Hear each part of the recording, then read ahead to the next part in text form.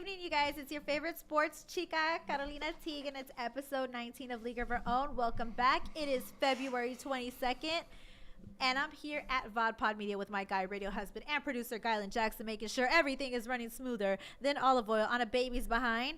We got a lot to talk about today. We're going to be talking about white men who can jump, the differences between the XFL and the AAF, why I get PTSD from the XFL, and we're going to be talking about a whole bunch more. Why is the NBA in decline with their ratings? And load management, is that an issue or nah? And does San Antonio deserve an NFL team?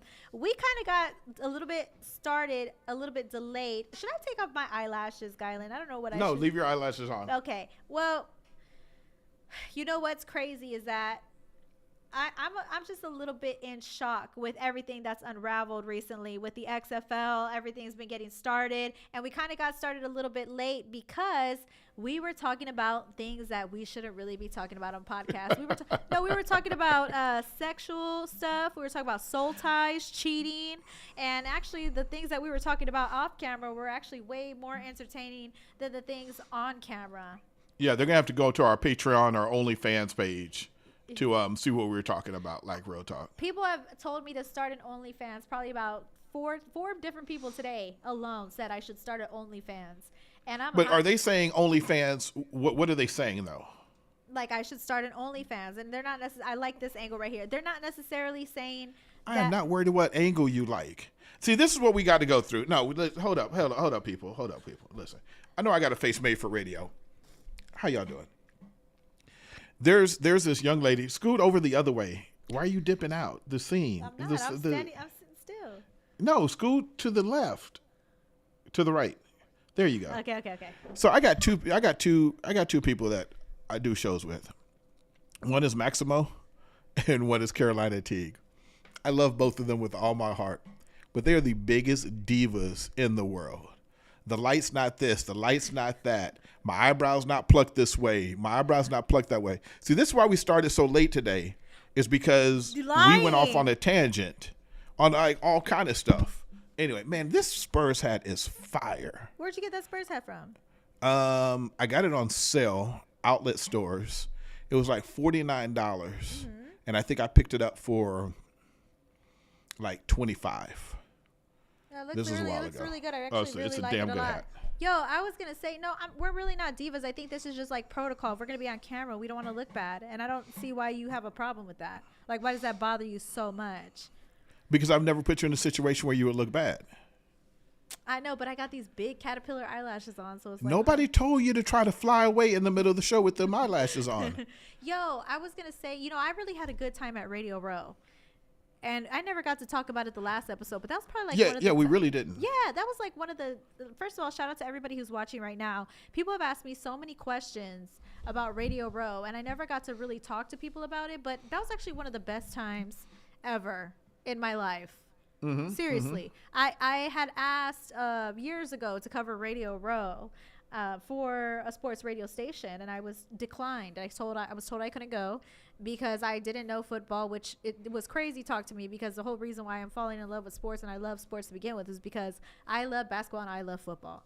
Well, I never got the opportunity, but the opportunity presented itself, and people thought that there was so many rumors floating around about me saying that I begged to get there. I, did all these things to try to get to Radio Row, but really it was none of those things. I was just putting in the hard work like I normally do, and I got recognized by the ESPN team in Las Vegas, and they invited me to come out. So when I went in with this dog mentality. I felt like a dog off the leash. And you know how, it's one of those things where you never get an opportunity. Nobody gives you a real moment to shine, with the exception of Gylan. Gylan, you've seen, my growth. You've seen my vision for a very long time. You and a handful of other people. Them eyelashes have grown. I know that's right. Look, I'm pulling a Greg Simmons drinking this wine, but wow. I know, shout out to Greg. Fired. No, it's not a shot. It's shout out to Greg Simmons. I love Greg Simmons, and I wish shots to Greg Simmons. I don't think he's where he can drink right now. I really want Greg Simmons to come back, but let me just say this: I felt really blessed and grateful that I had the opportunity to finally go cover the Super Bowl. So when that opportunity presented itself, I made sure that I did my absolute best job. And I was, like I said, a dog off a leash. I wanted to make sure that if I could interview whoever I could, I was in a room full of stars, I was going to do that. So Shannon Sharp, Dana White, UFC fighters. Yeah. Who was your favorite? My favorite was Peanut Tillman, Chicago Bears player. Why was Peanut Tillman your favorite? One of the reasons why I fell in love with football was because of his team that he was on with the Chicago Bears. You had Brian Urlacher, you had him, you had Jay Cutler, and although they weren't the best team, that was the team that made me fall in love with football. So to be able to interview Peanut Tillman, you know, he was not only kind to me during the interview, but he was kind to me afterwards, and you could tell he was genuine. And when I interviewed him afterwards, I cried. I got teary-eyed. He could see the tears in my eyes. I told him all about me, that I was born in the south side of Chicago. I always looked up to the Bears team, the Bulls team, and this was a full circle moment for me. So interviewing Peanut Tillman was full circle, and I had tears in my eyes because, like I said, I never thought that I could cover the NFL because I was told I couldn't. So I didn't think it was a possibility. So interviewing Peanut Tillman was a full circle moment, and that really, really showed me that you can do whatever you set your mind to as long as you put the work in, as long as you put in hard work. It's going to come to you eventually. So there was moments, and Gylan, you and I both talk about this, where I have wanted to give up in this industry, and I think it was been the hardest for me this year. And that moment, to be able to cover the Super Bowl with the Las Vegas Sports Network, for them to be so generous and kind. And let me just tell you this, Q, the program director at Las Vegas Sports Network, I think he's like one of the only black program directors in the country. And he, you know, literally said, like, I don't care what color you are, what you do, how old you are. If I see that you can put in the work, I'm going to give you the opportunity. And that's why he gave that opportunity to me. And I did not shy away from that opportunity. I made the most of it, and I was able to go do and put in hard work, and you see the results of that. And you earned the opportunity. Q's been following you for a minute. Mm-hmm. You earned that opportunity, Carolina. Mm-hmm. You know, a lot of people don't know how much we talk, how close we actually are. But Carolina goes through a lot of struggles to be where she is. Mm-hmm. I would argue some were self-induced, but it's not her fault. It is her responsibility, and she works hard at her craft on a daily basis. So, I mean, she's got to meet so many people. Radio Row was huge. She did it bigger and better than anybody else in San Antonio. Shit, maybe in Texas. But she just did a great job. And when I say that, it's the fluidity by which she interviewed people. Not because she was trying to show somebody something, do something better, but she just held her own. Mm-hmm. And she showed that she should be there. She has a lot to learn. But doing this on radio, a little bit of TV, a lot of podcasting, she's there and she's where she needs to be. And she's as talented, if not more talented, than a lot of people that are out there right now. Yeah, and the thing is, I wasn't competing with anybody. I wasn't like, oh, I'm going to make sure I compete with everybody here. It was more so like it was a me versus me thing. I never had the opportunity to cover an NFL game. I've always been told I'm not worthy enough to cover the NFL, but I love the NFL. So, you know, you have to have the vision. You have to be at the Radio Row. You have to recognize who these people are. So when you see a DeAndre Hopkins, you go after DeAndre Hopkins. When you see Dana White, you go after Dana White. When you see somebody like Peanut Tillman, I see him walking, I'm going to go after Peanut Tillman because I know who they are, because I do my homework. So having that opportunity meant everything to me, and all I wanted was an opportunity to prove myself. And I do have a long way to go, and I understand that. But I'm very grateful for the Las Vegas Sports Network for the opportunity to showcase my actual skills, because when you stay ready, you don't have to get ready. And I've been ready for a very long time. Did you hear what she just said? When you stay ready, you ain't got to get ready. Now, I have a question for you before we jump into the topics. Yesterday's price ain't today's price either. Yo, for real, for real. And that's for real, for real. Okay. So you were there. Yes. They took care of you with Airbnb, food, transportation. Didn't pay $1. Okay. You had a really good place to sleep. But where did you sleep? I slept on the floor. Why did you sleep on the floor? Because I needed motivation. Because, you know, when you really, I see this, I don't care what anybody says. This, what you're doing and what I do, this is my art. me covering sports, the way I talk about it, the way I cover it, that's my art. And I'm going to paint the picture of how I cover these athletes, how I cover these players, how I cover the sport. That's my portrait. And I want to paint the picture however I want to. So what does an artist do? Sometimes when you're a starving artist and you really want something, you really have to break down who you are to get the best work out of yourself. So when I was on the plane, I brought Stephen A. Smith's book. He's my favorite sports journalist. I read it for inspiration, and then I was offered a bed, but they said I more than likely had to sleep on the floor. They said I could switch with them if I wanted to, but I decided to maintain myself on the floor because I wanted to feel that hunger and that drive to get up every single day and do my absolute best work. I wasn't there to be a slouch. I was there to put in work. So you slept on the floor?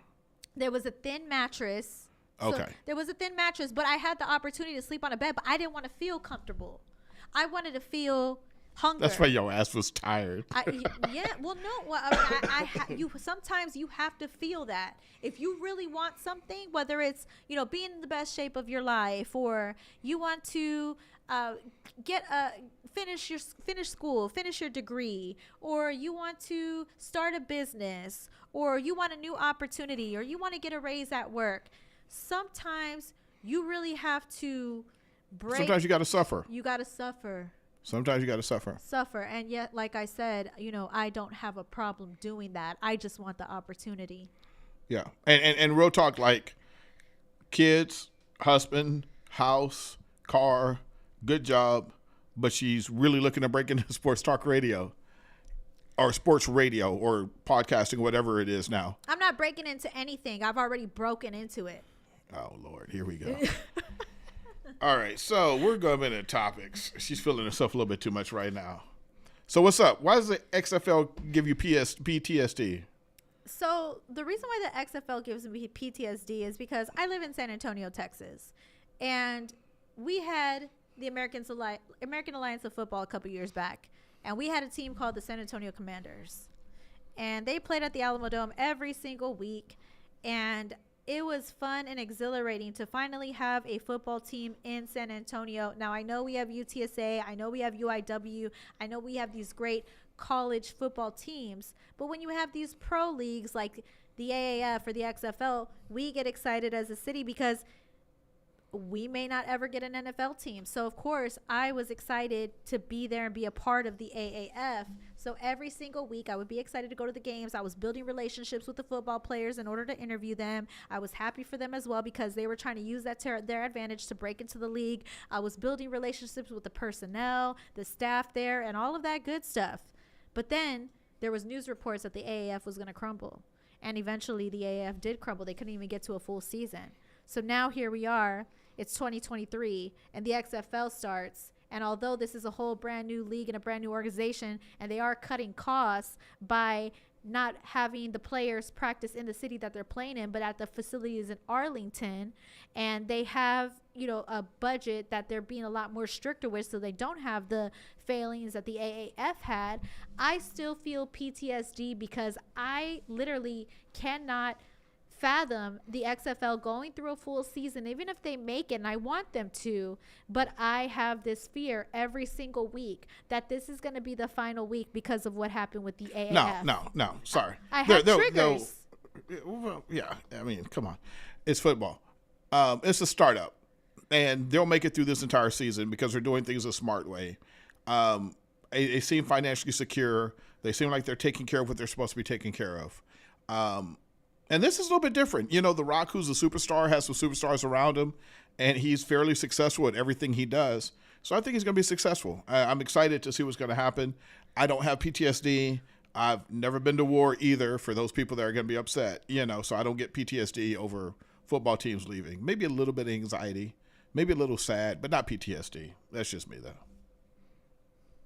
I mean, your definition of PTSD is different than mine, and I'm not trying to offend people, but I do have trauma from what happened. It's okay to say that, and I do, and I have stress over it because of what I went through. I would just never walk up to a military member and be like, I have PTSD because the XFL may leave. Yeah, I feel There's like that's okay. Yeah, there is a difference. Yeah, okay, you are right, my friend. Just say it. Yeah. Shout out to all my vets in the. Yeah. Okay. Yeah, but no, speaking of vets and, people who have been in the league for a long time, there's people who haven't been in the league for a long time, like Mac McClung. And he was an all-star all along. I mean, white men can actually jump, and he proved that. Were you impressed, Kylan, at what happened? Or Not at all. Not at all. And the reason why I was not impressed, and if you're looking at the highlight, everybody's like watching a highlight now. This is when I started watching Mac McClung was when he was in high school. Him and Zion Williams. I've been waiting for him to Zion Williamson. I have been waiting for him to come in the league. I have been waiting for this kid to dunk. He can ball. He can slam. He can cross people over. We saw what he did in the dunk contest. Mm-hmm. Look at him. Look at him. This is high school. He's doing what he's doing. He's one of the best dunkers out there, period. So I was not surprised. I'm very happy that he was in the dunk contest. But the kid is just straight fire. I'm very happy for him because just like me being at Radio Row, and that was my only opportunity, he treated the dunk contest like this was his only opportunity to get it right. Because just days before, he had signed a two-way contract with the Sixers, and he was replacing Shaedon Sharpe. And Shaq told him for motivation, nobody knows your name, as rude motivation. He made the most out of it. He was the first player in the G League to ever participate in the dunk contest. And the most impressive thing about this white man who can jump is that he did it all in the first dunk. Because sometimes when you watch the dunk contest, it takes them a couple of times for them to finally get their dunk right. Yeah, every dunk was a first dunk. Yeah, and to me, that's more impressive. When these players can nail their impressive dunks the first time, it just stands out a little bit more, and it just seems a lot more fun to watch rather than see them try multiple times. Now, granted, if you do it multiple times and you get it finally on the third try, it's still great, but I feel like it kind of waters it down a little bit. So seeing Mac McClung get them on the first try, like, no, this white man, he really can jump. And kudos to him. He made the most out of the opportunity. And this puts the NBA on watch as far as Mac McClung is concerned. I hope he gets a longer contract than the two-way contract that he had for the Sixers. But I feel like everything is going to pan out for him in the long run. I mean, he really made a splash in the NBA the past weekend. He did. I'm kind of curious to see what he can do when he gets into the league. I think he played with the Lakers one game last year. I'm not too sure the other team he played with, but he's been in. So he's not just a G leaguer, right? Uh-huh. That's where he's gotten a majority of his playing time. Mm-hmm. But he was also MVP of the G League last year too. Mm-hmm. So he signed a two-way with the Lakers. Hey, he doesn't look like a basketball player. He doesn't. So there's some things around that. It's really cool, and I hope he gets some endorsements from it too. Like, I feel like there's an endorsement that's gonna come soon. So he was wearing some fly-ass Pumas. I know that's. I know that. Yeah, I know that's right. All right, so check it. NBA All-Star ratings. What's up with that? Okay, so speaking of NBA All-Star ratings, I mean, they've been in a decline for the past 2 decades. I mean, Kylan, you have this great chart right here, and this is perfect. I mean, they keep going down and down and down as the time goes along, but I'm wondering, is it because the NBA sucks now? I mean, is it because the league has shifted? But I also thought about other things on TV that have taken a nosedive in the past years. The Oscars have taken a nosedive in the past couple years. NBA ratings have taken a nosedive. XFL ratings were down as well. So I don't necessarily think that it might be something to do with the NBA. It could be people are just watching less TV. We have choices. Uh-huh. I rarely watch a full NFL game. I watch my NFL game on my phone. Mm-hmm. Right? Highlights. Yep. I'll watch the 10-minute, 12-minute highlight reel that the NFL puts out there, right? If I want more information on something, I don't tune into TV. I look on my cell phone and look at it there. I watch Law & Order right now. That's like my big thing, right? It's like Law & Order. Because I like to be, it's mindful stuff.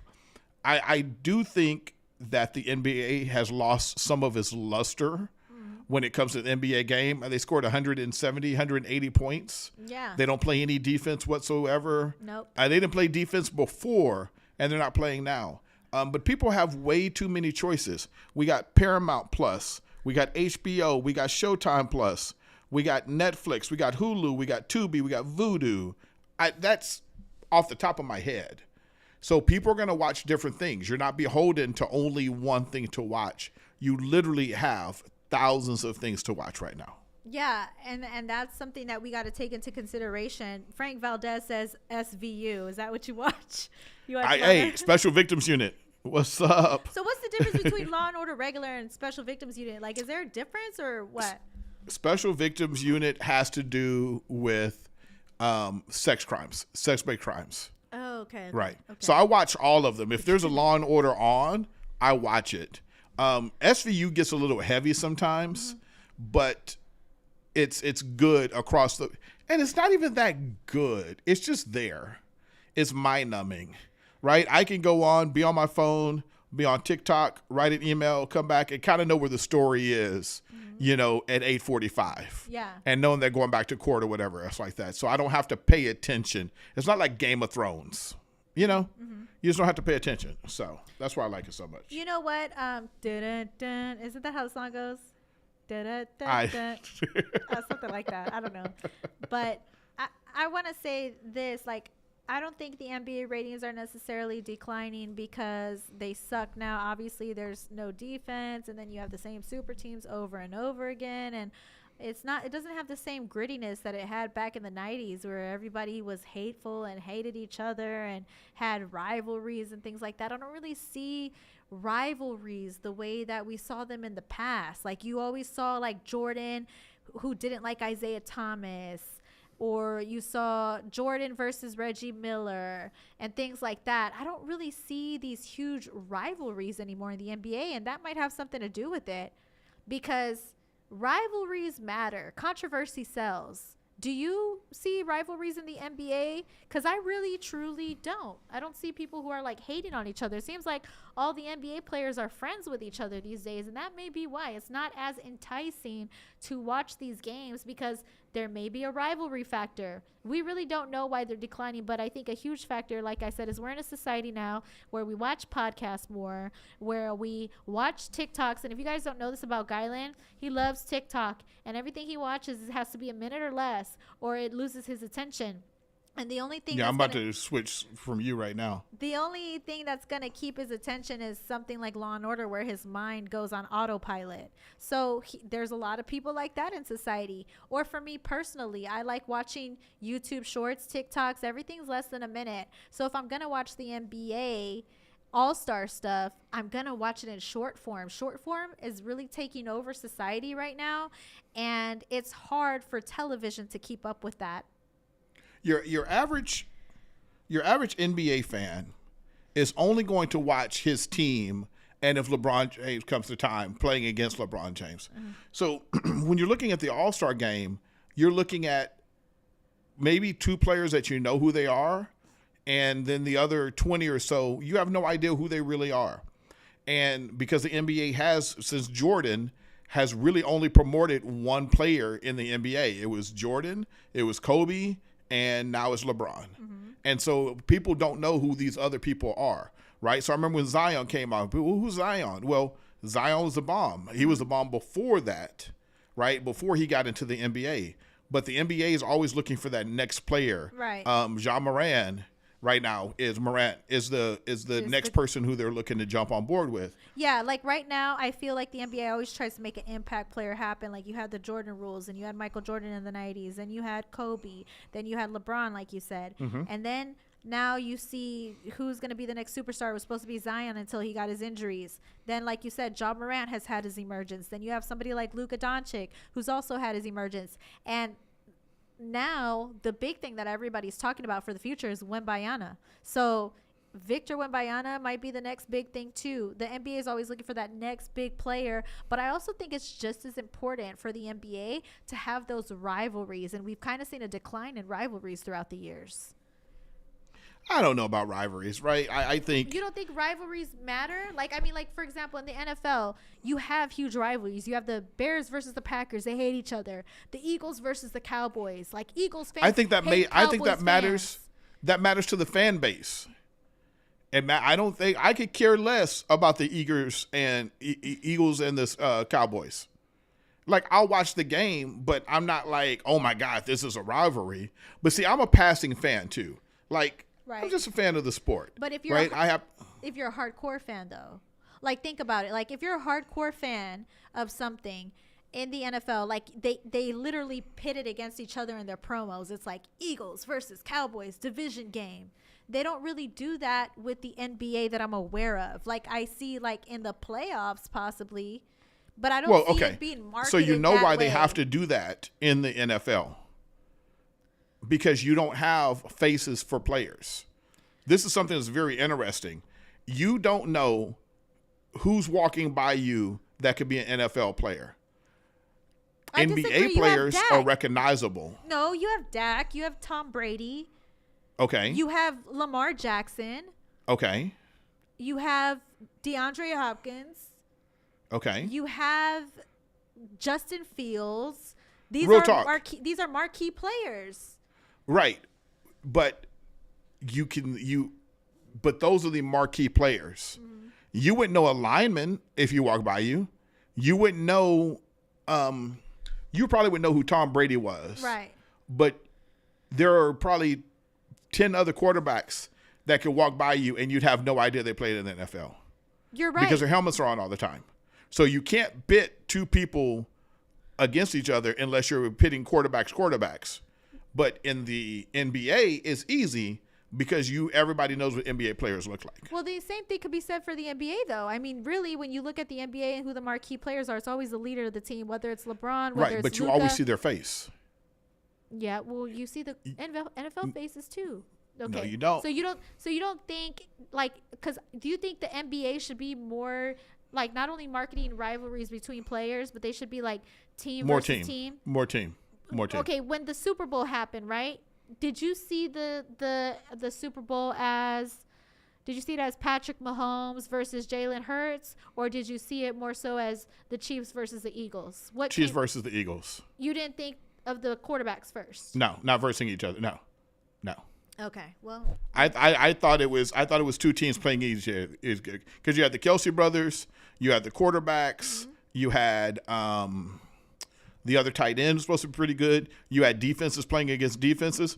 Name 3 people from each team on their defenses. Well, there's 11 players. That's what I'm saying. That's what I'm saying. We can't name all the players on an NBA team, so they should market it like team versus team. You have to market.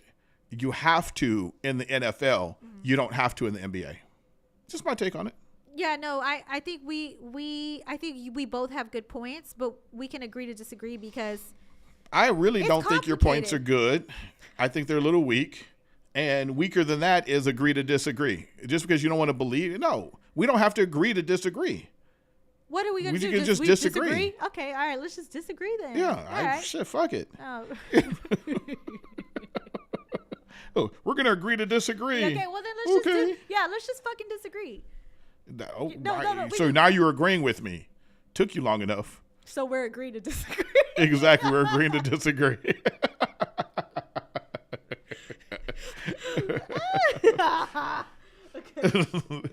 Load management. Oh God. Speaking of low ratings, I mean this might be why too. God damn, I forgot about this. Load management is a huge issue, and I love what Anthony Edwards said, you guys. He said, all the guys sitting, resting, just play, man. These people might have enough money to come to one game, and that might be the game they come to, and you're sitting out. He is on point. The Spurs are not the best team right now in the NBA. As a matter of fact, there was a Bleacher Report article that just ranked them very dead last in rankings after the recent trade deadline. They're ranked last, even after the Rockets. So when I go to the Spurs game, because I cover the Spurs, I noticed that if they play the Lakers, LeBron's sitting out. When they played the Nets, Kyrie sat out. All of the best players that these people are wearing jerseys for in the bleachers, they're sitting out. And it's because of load management. So maybe that's why people don't want to watch the NBA either. Why are you going to spend money on tickets if you're going to be sitting out? Your favorite players are going to be sitting out in the game. It's unfortunate for the fans. And I'm very pro fan when it comes to this because he's totally right. Kobe Bryant always said he always played every single game no matter what because he remembers being that kid in the nosebleeds wanting to see Michael Jordan play. And that's why he made it a point to play every single game no matter what. So I think that it's a disservice to NBA fans when your favorite players sit out for load management. I mean, the poster boy for load management is Kawhi Leonard. A lot of people love watching Kawhi Leonard play, and he's sat out for a very long time through a majority of the past few seasons. Load management has become a problem in the NBA, and I understand why they have load management so the players can be rested and there's no injuries, but it is a huge disservice to the fans who pay good money to go see their favorite player play. I like Cam loves LeBron. That's his favorite player of all time. Cam has been to the 2 Lakers games in the past 2 years at home, and both times LeBron has sat out, and he never gets to see LeBron play, and that's his favorite player of all time. So I understand what Anthony Edwards is talking about. So I'm team Anthony Edwards on this. I'm team, we really don't know what's going on with these players. I do think that they should play as many games as possible. I also understand that these players are not there just to entertain. They are there to entertain, but there could be stuff going on in their life that we don't know about. And so I'm not going to jump on it too hard. But I agree with Anthony Edwards. I think players need to play as many games as they possibly can, period, in the story. And there's, like, they go through things, too. I get that part, and I understand that. But, I mean, sometimes it's obvious that they're sitting out because the team that they're playing against isn't doing good. Sometimes it's kind of obvious. Or maybe they got PTSD from the last time they got beat. See what I did there? Yes. All right. Last but not least. Oh, did you look behind you? Oh, I love that. What? Speaking of behind me, you guys, this shirt right here, this is... No, hold up. You saw what I did with the TV. Oh, you changed it. Who else is doing that? Wow. See, this is like some, I don't know, Willy Wonka shit. Who else is doing that? No, nobody. And my key Nobody. All right. So tell them about your shirt. Okay, so you guys, I know you guys are seeing this shirt. You think it looks really cute. It's really low cut. Come to find out that I've been wearing it backwards the whole time. So the back part is supposed to be in front of me, and I've been wearing it backwards. So. And she didn't change it. I didn't change it. I was like, let's just roll with it. Continue. Okay. Last but not least, know this and that, by the way. But last but not least, does San Antonio deserve an NBA franchise? An NFL franchise? Well, we deserve an NBA and an NFL franchise, if you really want my opinion. Does San Antonio deserve Does San Antonio deserve an NFL franchise? Absolutely. I am so tired of politics. I'm so tired. People are saying Jerry Jones has not stopped anybody from coming. Do you truly believe that Jerry Jones is going to vote yes for a team in San Antonio? I mean, if you look at the maps of what markets the NFL teams cover, San Antonio is literally saturated with Dallas Cowboys fans, which is really interesting because you would think Texans fans would have kind of overcame that, but San Antonio really hates Houston. So to me, look at that whole map right there. I mean, the Cowboys. Look at how big our state is. Yeah, first of all, let's get that out the way. And we only have 2 teams. San Antonio needs a 3rd team. I mean, just look at Florida, for example. They got the Jags, they got the Bucks, and they got the Dolphins. Look at California, another big state. You got the Niners, the Chargers, and the Rams all over there in one spot. And then everything else is on the East Coast. San Antonio deserves an NFL team, period. I don't care about the politics. Like I said, I'm pro-fan today. I was pro-fan with load management. I'm going to keep that same energy and be pro-fan with the NFL team. With the AAF, the San Antonio fans broke records with the highest attendance, even higher than the Chargers attendance at the Chargers stadium. The Chargers were a whole-ass NFL team. They broke that record. Now, granted, the Chargers Stadium could not hold as much capacity as the Alamo Dome fans could, so that makes sense as to why they didn't have enough. They didn't kind of fulfill. What was I? Lord, I lost my goddamn train of thought. So let me pick you up here. I'll keep it very simple, and I'm not even gonna look at the XFL. Right, 24,000 fans that came in. The XFL dominated, by the way, double what the other teams in the XFL had as far as attendance is concerned. But let's look at Hurricane Katrina. Yeah. Let's look at Hurricane Katrina when the Saints played here. Let's look at that and how we packed the dome and we did a good showing for the Saints, right? Let's look when we have big events in San Antonio. It doesn't have to be downtown. The stadium doesn't have to be downtown. The stadium could be right outside of Cibolo, right outside of Schertz, right? So we could bring in more people from Austin.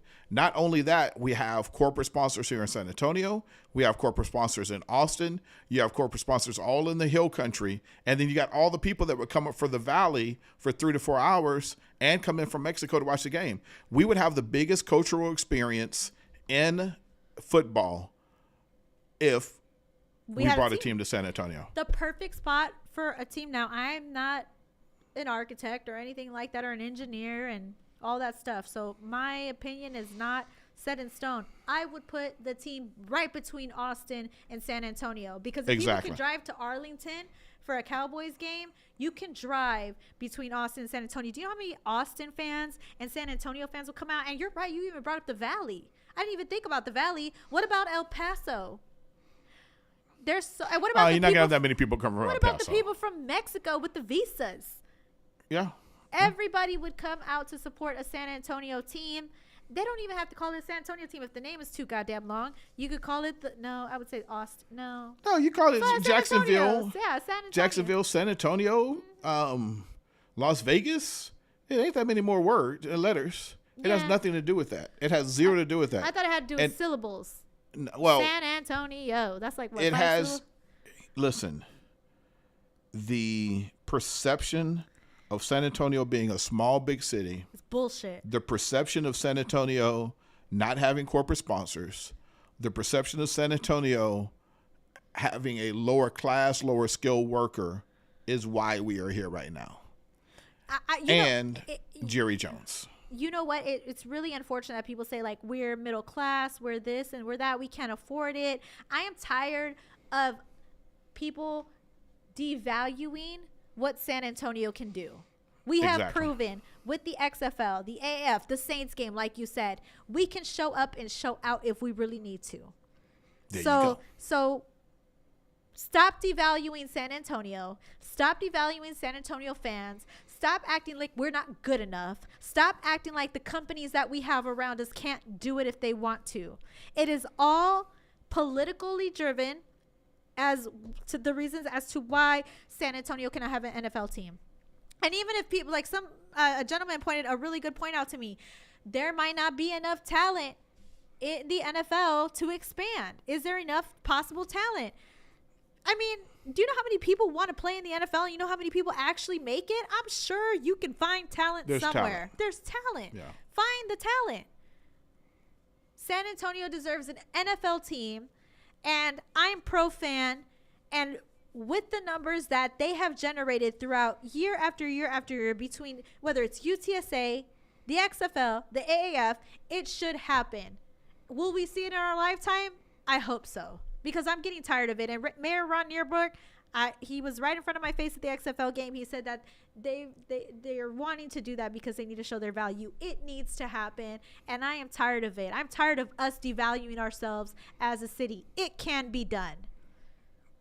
Period. All right.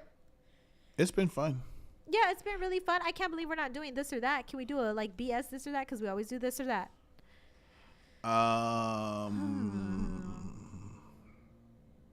This or that. Okay.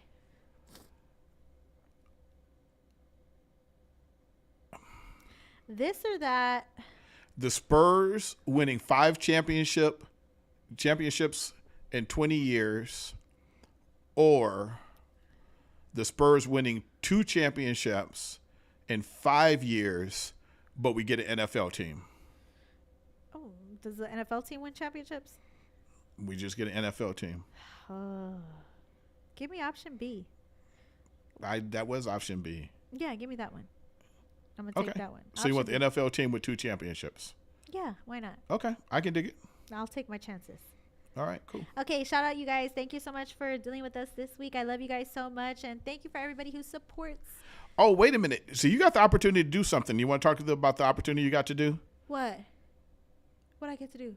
with Las Vegas again. Oh, I don't want to talk about it because I might not do it.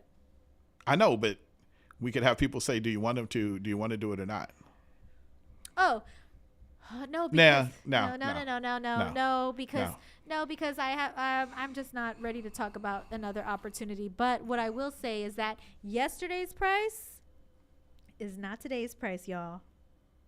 Thank you everybody for tuning in. I'll see you guys next week.